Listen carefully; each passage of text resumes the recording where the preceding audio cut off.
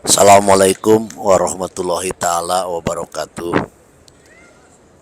Alhamdulillah, ini lokasi di Masjid Nabawi yang ada di Mekah, masih kota Madinah Al Munawwaroh. Kalau di Mekah ada Masjidil Haram, tapi kalau di Madinah yaitu ini Masjid Nabawi yang memang terletak di Madinah Al Munawwaroh. Masjid ini masjid yang diistimewakan oleh Allah dan Rasulullah Shallallahu Alaihi Wasallam. Keistimewaan masjid ini diantaranya di dalam masjid terdapat makam Rasulullah Shallallahu Alaihi Wasallam dan ada dua orang sahabat. Makam tersebut terletak di daerah Rodotul Jannah.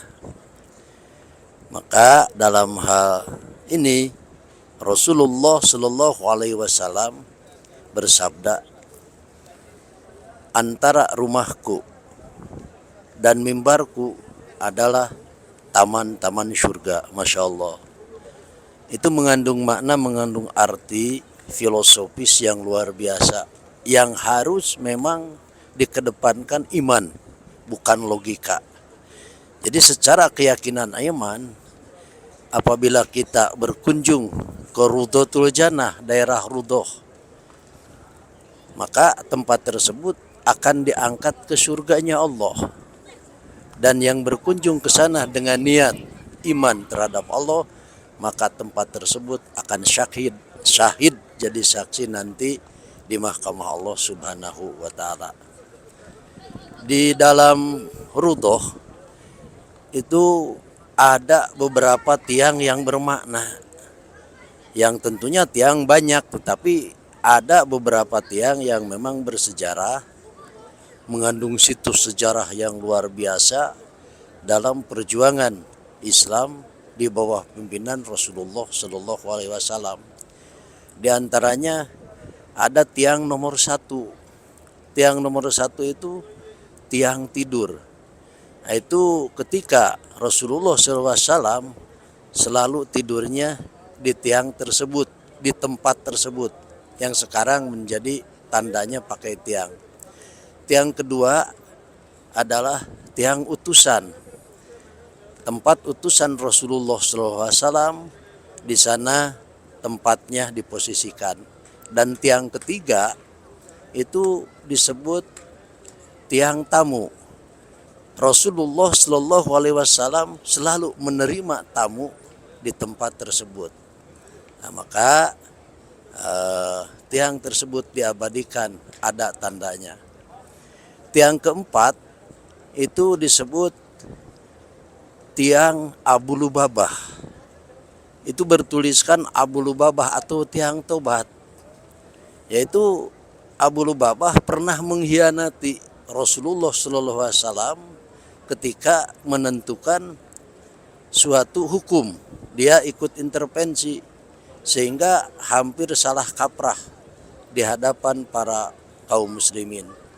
Maka Abu Lubabah merasa bersalah dan dia minta sebagai pengkhianatannya, minta hukuman bahwa saya bersalah, sudah munafik. Maka di tiang tersebut dia minta diikat dan minta dibukanya oleh Rasulullah SAW sampai diikat dan meninggal. Maka dibuka oleh Rasulullah SAW ikatannya dan tanda tobatnya diterima. Maka innallaha yuhibbut tawabin wa yuhibbul mutatahhirin. Allah itu mencintai orang-orang yang kalau berdosa kemudian berbuat tobat, dan orang-orang yang mensucikan diri. Nah, itu tiang Abu Lubabah masih jelas disebutnya tiang tobat. Tiang yang kelima masih di dalam Rudotul Jannah, itu tiang Aisyah. Tiang Aisyah itu sering dipakai Rasulullah SAW mengimami sholat ketika masih menghadap ke Palestina. ke Masjidil Aqsa. Dan ada tiang keenam, yaitu tiang muholaqoh. Tiang muholaqoh adalah tiang harum. Tiang tersebut dulu zaman Rasulullah Shallallahu Alaihi Wasallam selalu dipakai bersandar ketika khutbah Jum'ah. Akan tetapi para sahabat merasa kasihan kepada Rasulullah Shallallahu Alaihi Wasallam, maka dibuatkanlah mimbar, dan Rasul pun menyetujui. Setelah dibuatkan mimbar, maka khutbah beliau tidak lagi bersandar di pohon kurma tersebut atau di tiang muholaqoh, maka pindah ke mimbar. Ketika khutbah di mimbar, terdengar suara tangisan, sampai Rasul pun kaget dari mana arah tangisan itu.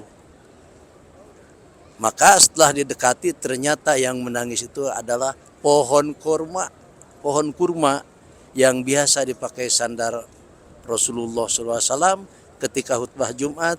Dan dia bercerita, bahkan dia ikut berbicara, "Ya Rasulullah, aku menangis karena sudah kau tinggalkan, tidak dipakai bersandar lagi."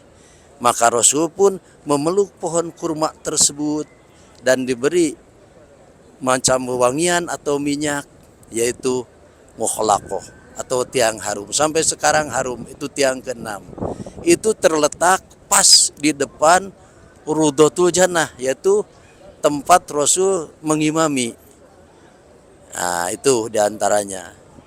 Nah, maka keistimewaan itu masih banyak tempat-tempat yang lain atau situs-situs yang lain yang ada di dalam Raudatul Jannah.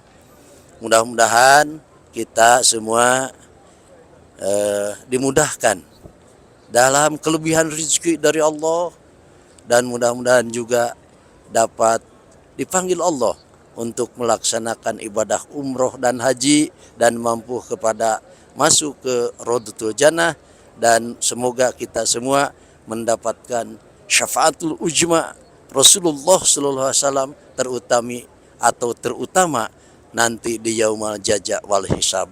Demikian kami melaporkan dari Madinah Al Munawwaroh, dari daerah Raudatul Jannah. Demikian, assalamualaikum warahmatullahi taala wabarakatuh.